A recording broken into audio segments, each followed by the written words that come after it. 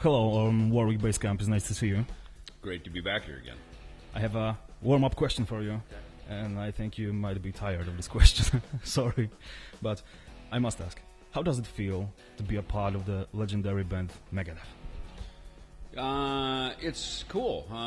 Because I've been there from the beginning, I don't think about it that much. I think when you're in your own shoes, you see the world different than probably how other people look at you. We were the band that, of course, our fans liked us, but the mainstream and a lot of other respectable people didn't. And now it's kind of funny because after all these years, the respectable people now suddenly respect us again, or they respect us maybe for the first time. So it's I think that's kind of an odd thing when your band and your music starts to be part of the fabric of culture. Megadeth is a new drummer and new guitarist, but Chris Adler is a new drummer. Who was behind this idea? You or Dave Mustaine? It was not me. We were looking at all of our options after Sean Drover and Chris Broderick departed to start their new group, and we were at Winter NAMM convention in Anaheim, California, and Dave said that Chris Adler would do the record. So I don't know who approached who about it, but definitely glad it happened. I've known Chris for a long time. Super cool guy and a great drummer, of course, and the fans love him. So it's a great combination. I think so. Do you have to adapt somehow to his drumming style, or his job was to blend to Megadeth music? Yeah, he had to adapt to us, which was not a far stretch for him.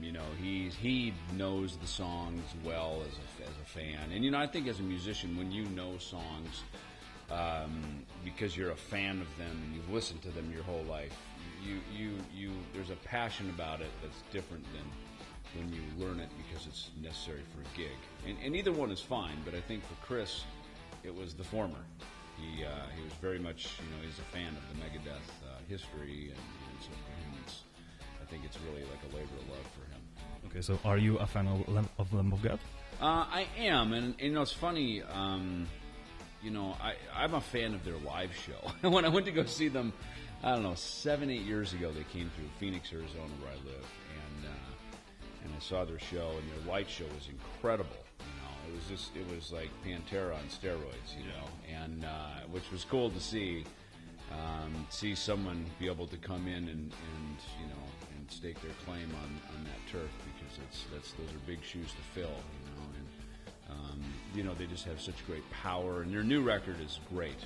Just really, really great, and for them to have that slower track, I don't even know what it's called, but that ballad, it just sticks out because that's a dangerous road to try to go down for a really, really super hard metal band. But yet, when you do it right, and I think they're very authentic with their lyric, and Randy Blythe is just what a journey he's had.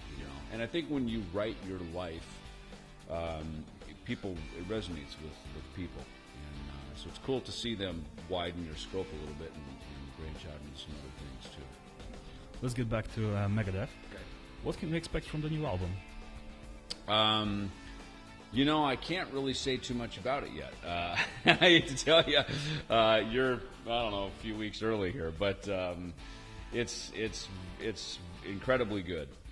Incredibly good. As a bass player, I can speak to that, I guess. Very, very progressive, very complex lines, and it was one of those fun challenges to record, which is cool. It's nice to have that, after all these years, especially after all the records we've made together, to feel challenged, and so it was cool. I'm excited for people to hear it.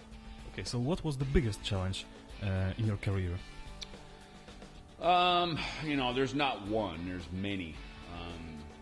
I always say the hardest thing is to put a band together. The second hardest thing is to keep a band together. You've done it.